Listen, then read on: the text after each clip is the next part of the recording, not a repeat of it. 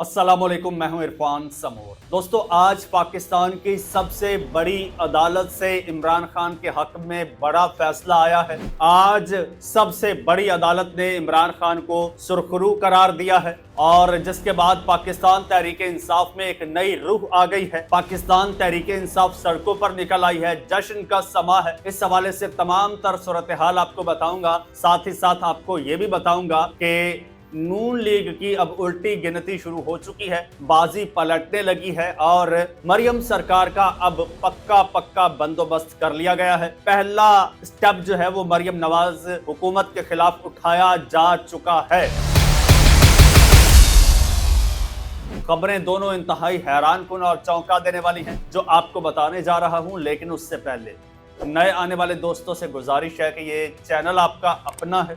अगर अभी तक इसको सब्सक्राइब नहीं किया तो सब्सक्राइब जरूर कर लीजिए और बेल आइकन पर क्लिक कर दीजिए ताकि हर नई आने वाली वीडियो टाइमली आपको मौसूल हो। दोस्तों, सूरत हाल ये है कि 2-2.5 साल से इमरान खान जेल में है। किसी अदालत में कोई सुनवाई नहीं है। इमरान खान के केसेस हैं तो वो लगते नहीं हैं, उन पर समाअत के लिए मुकर्रर नहीं होते। मुसलसल चीज़ें डिले हो रही हैं। अब आप देखें कब से सजाएं हुई हैं और अपीलें फाइल नहीं हो रही। अपीलें होती हैं तो उन पर समाअत नहीं होती। सब अदालतें जो हैं इस वक्त बड़ा उनका प्रोसेस बड़ा स्लो चल रहा है। लेकिन एक अदालत जो सबसे बड़ी अदालत है, उसने आज इमरान खान के हक में फैसला दे दिया है। वो अदालत है अवाम की अदालत, जिसमें हमेशा जाने का इमरान खान साहब कहते थे कि भाई मैं सबसे बड़ी अदालत में जाऊंगा, उसने जो फैसला दिया उसे मैं कबूल करूंगा। आज कप्तान खुद नहीं थे, कप्तान का एक अदना सा वर्कर, छोटा सा वर्कर, ग्रास रूट लेवल का वर्कर, कोई पार्टी का बड़ा ओहदेदार भी नहीं, ग्रास रूट लेवल का वर्कर सुहेल आफरीदी एक कोने से चलता है मुल्क के और दूसरे कोने में जाता है। खैबर पख्तूनख्वा से चलता है और सिंध में जाता है, कराची में, और वहां पे जाके इस तरह की अदालत लगाता है दोस्तों कि तमाम ताकतवर हलकों के पांव तले से जमीन निकल जाती। आपने देखा सुहेल अफरीदी कराची गए, कराची में जो वालिहाना उनका इस्तकबाल किया गया। एयरपोर्ट का रास्ता जो शारा फैसल से है ना, मेन शारा फैसल से एयरपोर्ट का रास्ता, वो 1 किलोमीटर का है, सिर्फ 1 किलोमीटर का। और वहां पर इतनी अवाम आज से पहले मैंने 2007 में जब बेनजीर जलावतनी के बाद वतन वापस आई थी तब मैंने देखी थी। उसके बाद आज मैंने इतनी अवाम देखी है इमरान खान के एक वर्कर के लिए। फिर सुहेल अफरीदी कराची के जिस इलाके में, जिस एरिया में, जिस जगह पर गए हैं, वहां पर जलसे का समा, अवाम का समंदर उमड़ आया। हर कोने में, कराची के हर कोने में अवाम ही अवाम थी। और चाहे लयारी हो, चाहे कोरंगी हो, चाहे नाजमाबाद हो, कोई भी इलाका हो, अवाम ने ऐसा इस्तकबाल किया, ऐसा जोश जज्बा दिखाया कि मैं कहता हूं कि बड़ा हैरानकुन और गैर यकीनी ये सूरत हाल थी। मेरे लिए भी गैर यकीनी थी। और फिर वहां से सुहेल अफरीदी चले हैदराबाद गए। कराची से हैदराबाद ये सारा पहाड़ी इलाका है, उसके बावजूद, यानी दूर दूर तक कोई आबादी नहीं है, उसके बावजूद अवाम पता नहीं कहां से आ गई। जगह जगह पर सुहेल अफरीदी का इस्तकबाल किया गया। इस वक्त जब मैं आपसे मुखातिब हूं, सुहेल अफरीदी हैदराबाद में थे। यहां से भी उन्होंने वापस कराची भी जाना है, बाकी का उनका स्केड्यूल कराची का है। तो हैदराबाद में बड़ा ज़बरदस्त उनको रिस्पॉन्स मिला। कराची में हैदराबाद से बढ़ के और हैदराबाद में कराची से बढ़ के रिस्पॉन्स मिला है सुहेल अफरीदी को। और ये जो रिस्पॉन्स है, ये सुहेल अफरीदी को नहीं, ये कप्तान को मिला है। और यही वो सबसे बड़ी अदालत है जिसने कप्तान को सुरखरू किया है। यही वो सबसे बड़ी अदालत है जो कप्तान को कॉन्फिडेंस देती है।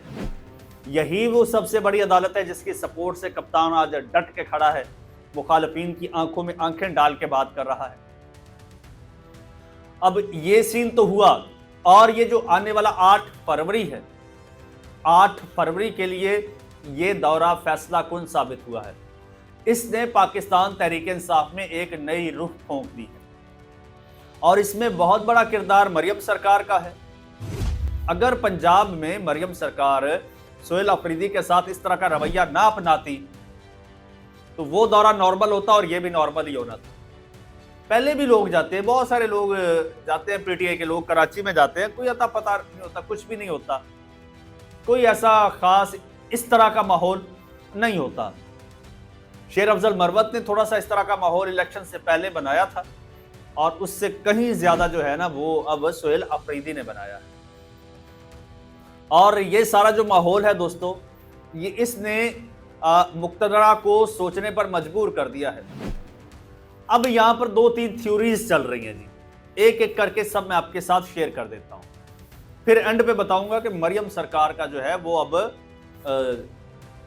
वो क्या कहते हैं, वो एक खातून कहती थी, हाँ, खत्म शुद्ध वाला मामला हो गया, वो बताता हूं किस तरह से। लेकिन पहले मैं आपको एक और थ्योरी बताता हूं। एक थ्योरी ये चल रही है कि कराची में जो कुछ हुआ है, सिंध और कराची कोई अलग नहीं है, पहले ये मैं आपको क्लियर कर दूं। सिंध कराची का एक शहर है, बिल्कुल वैसे ही जैसे लाहौर पंजाब का शहर है, जैसे कोयटा बलूचिस्तान का शहर है, जैसे पेशावर खैबर पख्तूनख्वा का शहर है, बिल्कुल उसी तरह कराची सिंध का शहर है। कोई कराची सिंध से अलग नहीं है। लोग अक्सर ये बातें कर रहे हैं कि सोहेल अफरीदी कराची गए और फिर सिंध गए। भाई वो डायरेक्ट सिंध में गए हैं, सिंध के कैपिटल में गए हैं, फिर आगे हैदराबाद में चले गए हैं, तो वो सिंध में ही गए हैं। और ये जो रिस्पॉन्स आ रहा है ये सिंध की जानिब से आ रहा है, ये जो मोहब्बत, ये जो प्यार, ये जो जज्बा, ये सिंध की जानिब से आ रहा है। सिंध ने उनको वेलकम किया है, सिंध सरकार ने तो किया ही है, लेकिन साथ ही सिंध ने भी किया है। अब यहाँ पर 2-3 थ्योरीज हैं। एक थ्योरी ये है कि भाई सिंध सरकार ने, पीपी सरकार ने सोहेल अफरीदी को इजाज़त और प्रोटोकॉल दे के अपना काम निकाल दिया है, अपनी इज्जत बचा दी है और सारा मलबा नून लीग पर डाल दिया है, नून लीग को गंदा कर दिया, पीपल्स पार्टी ने अपना काम निकाल लिया। और एक ये थ्योरी है कि भाई ताकतवर हलकों ने पंजाब में सोहेल अफरीदी को रोका था, क्योंकि उनको पता था कि पंजाब में अवाम निकलेगी ही निकलेगी, लिहाजा सिंध में उनको लगता था कि इस कदर अवाम नहीं निकलेगी, इसलिए टेस्टर के तौर पर सोहेल अफरीदी को इजाज़त दिलवाई गई कि चलो सिंध में इजाज़त दे दो, देख लेते हैं क्या माहौल बनता है, कितने लोग निकलते हैं।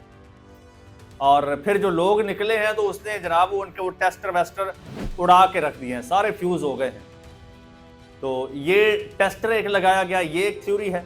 और एक थ्योरी चल रही है कि मुक्तदरा ने मरियम सरकार से रुकावटें खड़ी करवाई गई सोहेल अफरीदी के खिलाफ और पीपी सरकार से इजाज़त दिलवाई गई। ये दोनों काम मुक्तदरा ने किए हैं। और एक क्यों किए हैं ये बाद में बताता हूं, लेकिन एक थ्योरी जो तहरीक इंसाफ जिसको बाकायदा बाय कर रही है वो ये है, और वो बात मुझे हैरत तब हुई जब वो बात जो इनके तर्जुमान हैं शफी जान, वो भी ये बात कर रहे हैं कि अभी तक आमराना सोच खत्म नहीं हुई। सिंध हुकूमत ने बता दिया कि पंजाब में जो हो रहा है वो नून लीग करा रही है, पंजाब में जो हो रहा है वो नून लीग करवा रही है, मुक्तदरा नहीं करवा रही, क्योंकि दोनों सूबों में हिमायत तो एस्टेब्लिशमेंट की है। अगर वो चाहते तो सिंध में भी वैसा ही होता जैसा लाहौर में हुआ। अब देखा, एक ये परसेप्शन है कि भाई ये नून लीग खुद कर रही है जो पंजाब में कर रही है। अब एक परसेप्शन ये है कि यहां पे पाबंदी लगवाई गई पंजाब में, सिंध में इजाजत दिलवाई गई, ताकि यही परसेप्शन बने कि भाई ये पंजाब में जो कुछ हो रहा है ये मुक्तदरा या कोई और नहीं करवा रहा, ये मरियम सरकार खुद करवा रही है, ये मरियम सरकार खुद करवा रही है, ये ऊपर से जो है ये करवाया गया है। क्यों?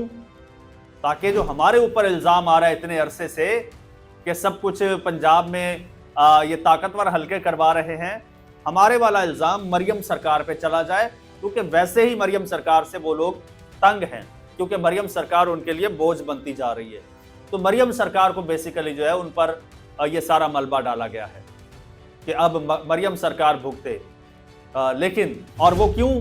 क्योंकि मरियम सरकार से ये पहले ही तंग हैं, और ये अपनी मीटिंग्स में कह भी चुके हैं, जिस तरह से मोहम्मद मालिक ने भी कोट किया था कि भाई इनकी शाह खर्चियां बढ़ती जा रही हैं। खासकर एक सूबे की वजीर आला को पॉइंट आउट किया गया कि उनके इवेंट्स पर करोड़ों रुपए का खर्चा आता है, लिहाजा ये खर्चे कम करना होंगे। और ये नुमाइशी प्रोग्राम ज़्यादा करती हैं और गवर्नेंस जो है वो 0/0 है, जस्ट नुमाइश है, इसके अलावा कुछ नहीं है। तो अब वो ताकतवर हल्के समझते हैं कि भाई ये काम के बंदे नहीं हैं, लिहाजा इनका बोझ हमारे ऊपर आ रहा है, ये जो कुछ पंजाब में कर रहे हैं हमारे ऊपर बोझ आ रहा है, चलो इन पे बोझ डालो। एक ये भी है। यहाँ पर एक और थ्योरी है, वो थ्योरी यही है, लेकिन इस पर थ्योरी नहीं, पाकिस्तान तहरीक-ए-इंसाफ का एक सोशल मीडिया सपोर्ट का हल्का है, वो इसको काउंटर कर रहा है। वो कहता है अगर सब कुछ पंजाब हुकूमत ही कर रही होती, यानी मरियम नवाज ही कर रही होती, तो फिर 25 मई 2022 को जब पीटीआई पर पहला इस तरह का क्रैकडाउन हुआ, जब डॉक्टर यास्मीन राशिद की गाड़ी के शीशे तोड़े गए, पाकिस्तान तहरीक-ए-इंसाफ को मुंतशिर किया गया एक क्रैकडाउन करके, वो कहते हैं तब तो नून लीग या मरियम नवाज की हुकूमत नहीं थी। जब जमान पार्क का मुहासरा किया गया, तब तो मरियम नवाज की हुकूमत नहीं थी। जब 9 मई को और उसके बाद पीटीआई की खवातीन को सड़कों पर घसीटा गया, तब तो मरियम नवाज की और नून लीग की हुकूमत नहीं थी। जब पीटीआई के लोगों के घरों में पुलिस दाखिल होती थी, जमशेद दस्ती की बीवी के साथ जो कुछ किया और रेहाना डार साहिबा के साथ जो कुछ किया, तब तो नून लीग की हुकूमत नहीं थी। इलेक्शन से पहले जब पीटीआई के लोगों के कागजात नामजदगी जाते हुए उन्हें रास्तों में रोका जाता था, उनसे कागजात छीने जाते थे, तब तो नून लीग की हुकूमत नहीं थी। तो ये सारा कुछ आप करवाते रहे और अब आप अपनी कन्नी छुड़ाना चाहते हैं, जान छुड़ाना चाहते हैं, आप लोग पवित्र होना चाहते हैं मलबा इन पे डाल के। तो एक पीटीआई सपोर्ट का हल्का कहता है कि नहीं, हम सब जानते हैं कि हमारे साथ ये सब कुछ किसने किया है। तो ये दोस्तों सूरत हाल इस वक्त चल रही है। मरियम सरकार जो है हर तरफ से, चाहे पीपल्स पार्टी ने वार किया है वो भी मरियम सरकार पर, चाहे ताकतवर हलकों ने वार किया है वो भी मरियम सरकार पर। तो इस वक्त बाज़ाहिर लग रहा है कि मरियम सरकार के अब दिन गिने जा चुके हैं। चैनल आपका अपना, इसको सब्सक्राइब कर लीजिए और मुझे इजाजत दीजिए।